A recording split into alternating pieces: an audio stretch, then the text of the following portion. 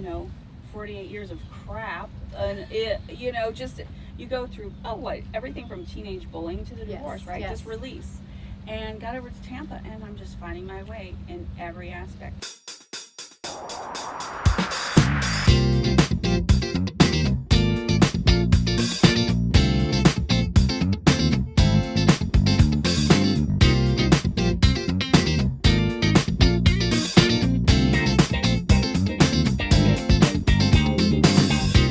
Well, Mary Lynn, thank you for being on my YouTube channel. We met on Clubhouse. I'm always telling my people out there that if you're not on Clubhouse, you are missing just a wealth of knowledge and connections and motivation, all of the things. Yes. It's not your typical social media, for sure. So tell me your background. So I've been in St. Petersburg, Florida for 48 of my 53 years. Okay. I was raised there, went to school there, had my son there. He went to the same school as I went to. We both went to a small little school. Got into mental health early. I was in mental health for many, many years, psychiatric patients. I had an activities business in limited mental health space. I did brain mapping, and then the pandemic hit, and I went to Automotive.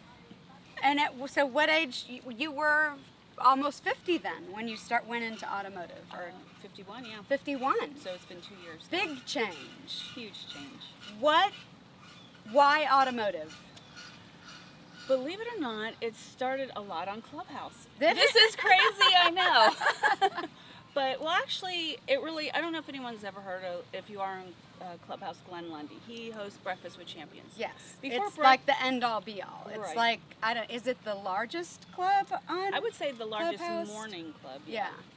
That's huge. Yeah, and before Clubhouse, he had something called Rise and Grind. And there were a lot of automotive people in it. I happened upon it through a fellow network marketer, just for the morning inspiration.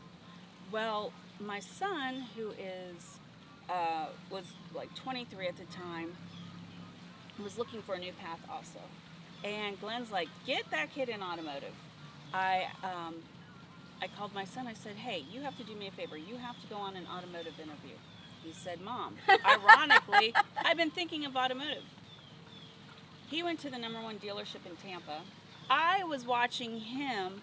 I got so into what he was doing, I followed my child into an industry. Oh my gosh. Which doesn't normally happen. It's the other way around. But isn't that wonderful? You know, my mentors in doing this channel are very young people, young friends who are like family to me, who were, celebrity YouTubers, are celebrity YouTubers. And it's just, yes, we can still learn from the young kids. Yes, yeah. I just loved it's changed. The dealership he is at, they sent them to Tony Robbins. Like, I started seeing all this opportunity for growth, mentors, a lot of speak I hadn't heard before, and so I'm like, yes, I want to be in that type of environment.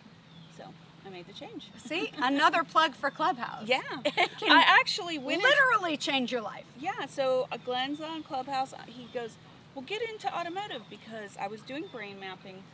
The clinic shut down with the pandemic. He's like, get into Clubhouse, see if you like it. I was in a Clubhouse room. I just started going to these Automotive 101 rooms, and I got a job from Clubhouse in Tampa. And they made me a manager because I was a little bit older, a little more experienced, have my own, background, and I came in as an owner loyalty manager from Clubhouse. People think we're in a cult or something, but it is insane, the connections and the things I've learned that you wouldn't be otherwise exposed to. Exactly.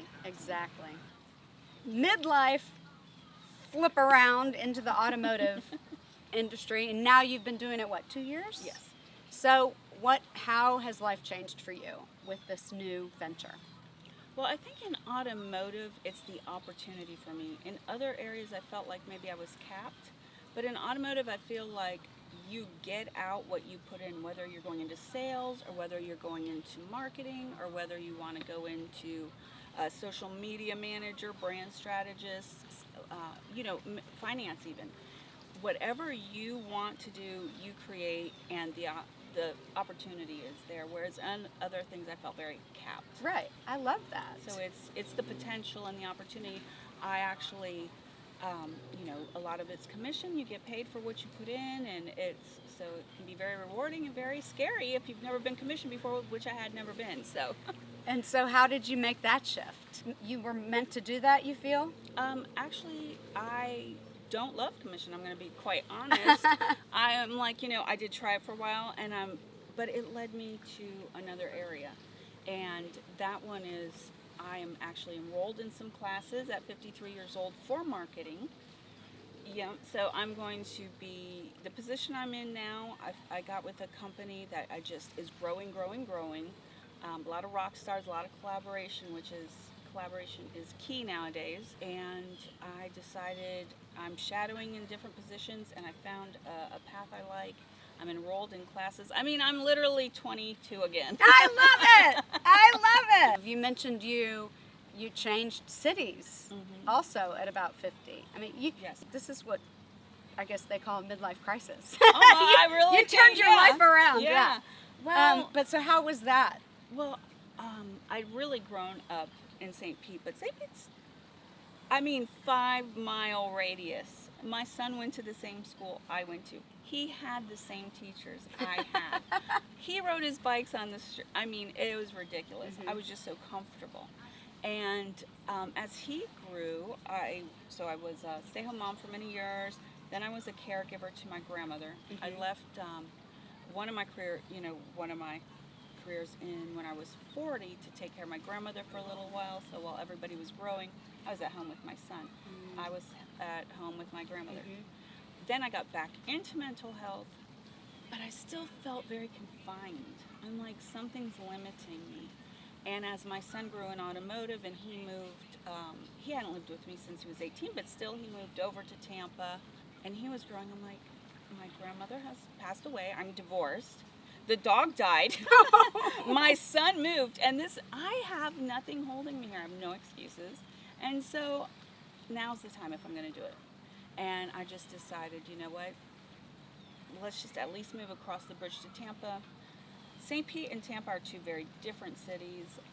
One's very much more family-oriented, low-key, artsy, and the other one's it's a metro. Yeah. And so I went to an apartment complex, don't know anyone from Tampa, screamed joy and releasing going over the bridge because, 48 years of crap, and you go through, everything from teenage bullying to the divorce, right? Yes. Just release. And got over to Tampa, and I'm just finding my way in every aspect, whether it's career or to find the grocery store or to find the groceries in the grocery store because it's not my Publix. Everything changed. I get lost finding gas stations, but I find my way, and that's the lesson in it, is everything's an adventure, and it's good for you. It is good for you. It really is. It's that growth mindset that I am finding with every woman I interview. That's the commonality, is they have this mindset that they're not done learning, exploring, achieving, and I didn't necessarily have that mentality before I started this channel. I wondered if there was something else I could or should be doing, and started to take little baby steps, but then now I know it's what I'm meant to do, because with every woman that I'm meeting or interviewing, it's fueling that fire even more. I'm so inspired by each one of you. And you're not done reinventing still. Absolutely not. No, it's funny, a lot of people don't like change. I'm like, now I'm change hungry. I'm like, now I want to go live in a camper next. Now I want to. So I'm working on something. One of my big gifts is I am a connector. I'm an entertainment director for a successful nonprofit in the St. Pete area, Pinellas County area. We've been around 11 years, almost given over $500,000 away to local charities. And one of the gifts there is the connecting. I have the connection to the bands, to the people. And then I would go out to see these bands play, and they'd say, "We want you to come back. You have such an energy. You bring people to the dance floor." People call me when they want to know who to talk to. So I'm like, how can I harness this energy? Being a connector, bringing energy to a venue. Just one of the things, my son dubbed me the energy gal. And so we're kind of working with a brand strategist on how to really narrow that down to something. One thing I was thinking of is, hey, if Kim Kardashian can get paid to go to a club, why can't I get paid for my gift, which is my energy, go to parties, keep the conversation flowing, keep the guests happy, keep the dance floor happy, or loaded. So I'm really trying to figure out how that comes into play. That's exciting. I think now more than ever, because when we're younger, you're the mother, you're the daughter, or you're the granddaughter, or whatever, or you're the wife. But right now, I'm just me finding my way, and my son I've done a good job because he is very independent, so it gives me the opportunity to grow. It sounds like he's very supportive of his mom, too. Yes, I'm very lucky. You don't want me to keep going on. He is he just got a ring yesterday for his first full year at Chevy and as a top producer. So I literally don't have to worry about my son. I get to put my head down at night and not worry about my child, and that's a gift. Waiting for that day. Not there yet. Yeah. But even when you're not there yet, you are closer to that. They don't require their diapers changed anymore. Right. They don't, and so you do. You have more time to think about what you want. Yeah, and all of a sudden you're not caregiving. And what is going to make you happy. And what is my role now that I'm not doing that? I'm not going to get in a rocking chair with a blanket like they would have in the 50s, at their 50s. Exactly. No. Exactly. This is the second act. We are not our mothers or our grandmothers' 50s. No. For sure. Right. That was chop your hair off, get the stitching. Oh, yeah, girl. No, we're not doing that these days. No, we're rocking our locks. What would be your advice to women in this phase, who may be sitting there saying, not necessarily unhappy with where I am, but maybe there is more? What would your advice be? I think that's great because honestly, I always just kind of felt I didn't need to change much. I was okay. I had all my little niches, comfort zones, but what I did is I decided there was more. I was so comfortable in my comfort zone, I didn't know any different. And that's when I got around mentors and coaches, and one of them was a divine femininity coach. We each have masculine and feminine energies. I was very in my masculine, just giving orders. I wasn't feeling. I wasn't exploring. I wasn't, open-hearted, going into things open-hearted. So I would say surround yourself with coaches and mentors. Look for those who are doing things you want to do. Emulate them. It's okay to be a copycat, honestly. If somebody else has shown a path to success, it's okay to follow those clues, Success leaves clues. Right. I would say the one thing you have to do is get comfortable with being uncomfortable and recognize that fear and excitement feel the same in the body. So... This is true. Yes. So I would say just, when I went screaming over that bridge and releasing, that was my feminine. That was the release, the dance it out, find girlfriends, find mentors, surround yourself with people who are doing things you'd like to do, and never be afraid. Do it scared. Do it scared. All the cliches, right? They're all true. They're cliches because they're true. Right. What are the things that you struggle with at this phase? My struggle is really with body image, and I think that's what every woman does. When I was younger, like I said, things came easier, and we got comfortable with that, right? And that means I could go out and have a double cheeseburger, milkshake, an apple pie, and wake up 3 pounds less. Now I look at the bread and I gain weight. Well, that's fine. I did get in an exercise routine, but I had an injury, and we don't bounce back from the injuries as fast. Everything takes longer, more effort, and I think if at any period in your life it came to you naturally, you find that the discipline is harder later. It is.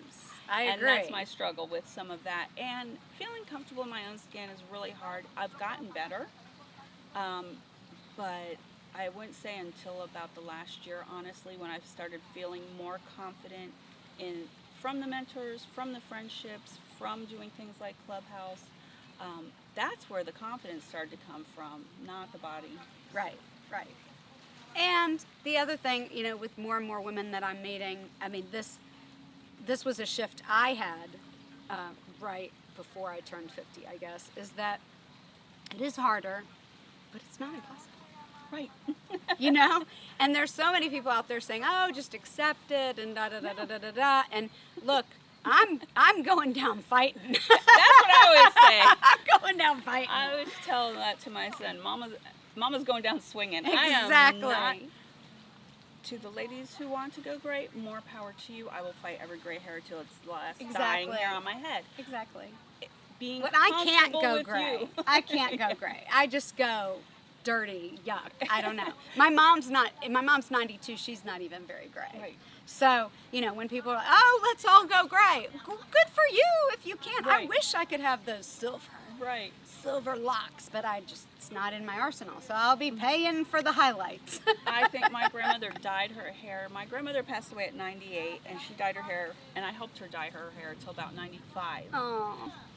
So, yeah, well, we talked about even body image and stuff, and, you know, diet is huge for us at our age, but also I think diet consists of things you are taking in, you know, what are you watching on TV, if you're watching TV, what are you listening to on the radio, in your car, who are you surrounding yourself, what kind of energy are you even surrounding yourself with, and I think that made a huge shift for me because when there was a time I felt I had to engage in every argument because if silence, I wasn't being proactive. I wasn't being true to myself. If I had a private thought and the whole world didn't know how I felt. And, I was the same way. and now I feel like, you know, hey, I'm more comfortable in my skin. I can take that pause. I can surround myself with people who are bringing positivity in my life. I can watch things that are, you know, positive. And that's where you find the comfort level. That's where you find the shift. That's where you find that you can settle in and allow change and growth to happen. And that's when you know you're not dead yet. We're not dead yet. We're not dead yet.